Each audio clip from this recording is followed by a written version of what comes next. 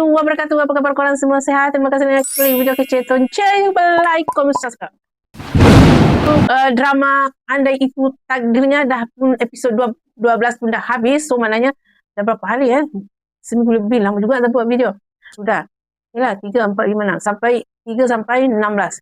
Okey, jom kita tengok trailer untuk next week. Layan. Abang kenal Lia tau. Mungkin abang kenal Lia yang dulu.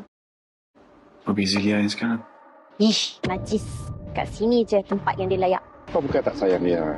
Kalau Lia tinggalkan Win, Papa akan tanggung kos perubatan tangan dia tu. Sebabkan duit dia sanggup ikut syarat tu.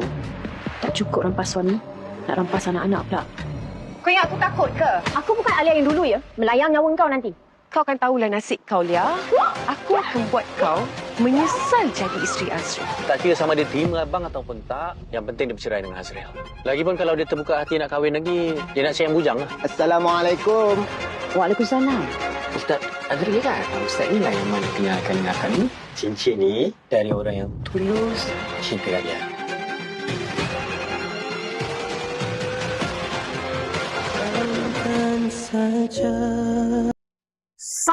Macam mana?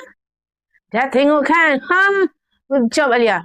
Episod season pertama tu dia tindas, dimaki, dihina semua segala-galanya. Tapi untuk season yang kedua ni, walaupun tangan dia satu tu tak berfungsi, bagus Alia, bagus. Boleh lawan bapa mentua kau. Betul lah apa Alia cakap. Episod berapa dia kata dia nak duit.